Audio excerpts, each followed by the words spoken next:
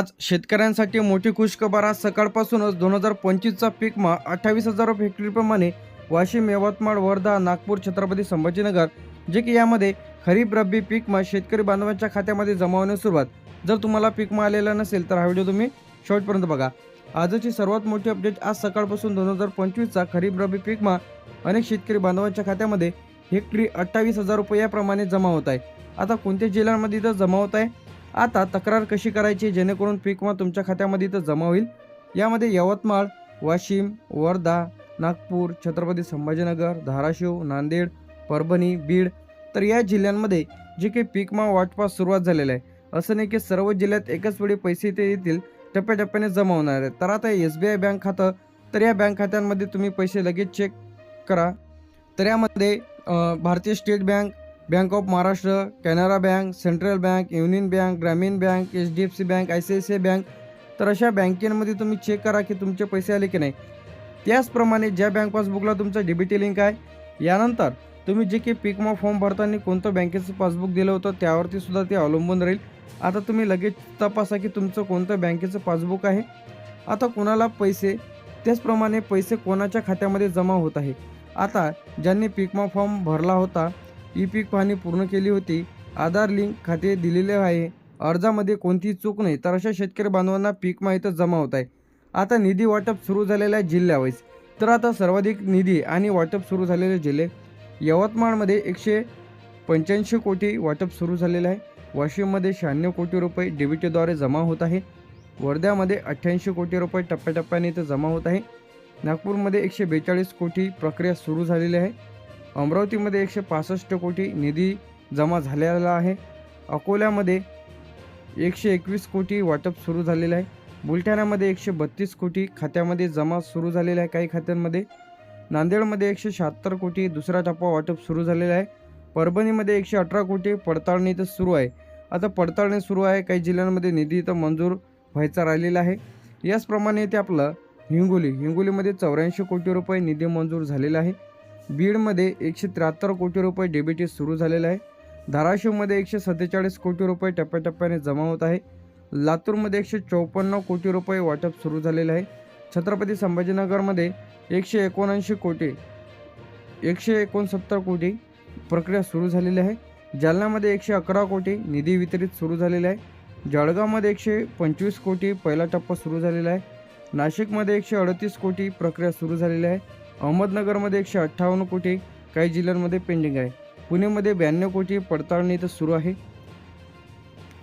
सोलापूरमध्ये 144 कोटी निधी जमा झालेला आहे. सांगलीमध्ये 76 कोटी प्रक्रिया सुरू आहे. सातारामध्ये 81 कोटी लाभार्थ्यांच्या खात्यामध्ये पैसे जमा. यानंतर इथे कोल्हापूरमध्ये 69 कोटी वाटप सुरू. आता बाकी जे काही जिल्हे आहे, यामध्ये बाकी जिल्ह्यांमध्ये रायगड, रत्नागिरी, सिंधुदुर्ग, पालघर, ठाणे, गोंदिया, गडचिरोली, रायगडमध्ये मंजुरी बाकी आहे. रत्नागिरीमध्ये प्रक्रिया सुरू. सिंधुदुर्गमध्ये निधी प्रतीक्षा. पालघरमध्ये DBT तपासणी. ठाणेमध्ये खाते पडताळणी. गोंदियामध्ये पुढील टप्पा आणि गडचिरोलीमध्ये मंजुरी प्रतीक्षा. आता कोणकोणत्या जिल्ह्यांमध्ये आणि कोणाला पीक विमा इथं जमा होत आहे, हा सुद्धा महत्त्वाचा पॉईंट आहे. आता ज्यांनी खरीप रब्बी पीक विमा 2025चा फॉर्म भरलेला आहे, पीक पाहणी ज्या शेतकरी बांधवांनी केलेली आहे, बँक खाते आधारशी लिंक आहे, खातं ॲक्टिव्ह आहे, अर्जामध्ये कोणतीही चूक नाही, सातबारावर पिकाची माहिती योग्य आहे, ज्यांचा पीक विम्याचा अर्ज मंजूर आहे, DBT स्टेटस ॲक्टिव्ह आहे, तर अशांच्या खात्यामध्ये आता यामध्ये जे काही पीक आहे, यामध्ये सोयाबीन आहे, कापूस आहे, तूर आहे, हरभरा आहे, कांदा आहे, मका आहे, गहू आहे, बाजरी आहे. तर आता यामध्ये जो काही पीक विमा आहे ते आता या पिकांचा पीक विमा मंजूर होऊन वाटपास सुरुवात झालेली आहे. आता कोणाचं SBIचं खातं असेल, कोणाचं bank of Maharashtra, central bank असेल, युनियन बँक असेल, HDFC बँक असेल, ICICI बँक असेल, ग्रामीण बँक असेल, पोस्ट ऑफिसचं खातं असेल, तर आता कोट्यावधी रुपयाचा निधी तुमच्या DBT खात्यामध्ये. त्याचप्रमाणे तुम्ही जे काही बँक पासबुक पीक विमा फॉर्म भरता वेळेस दिलेलं होतं, तर त्यामध्ये तुमचा पीक विमा इथं जमा होत आहे.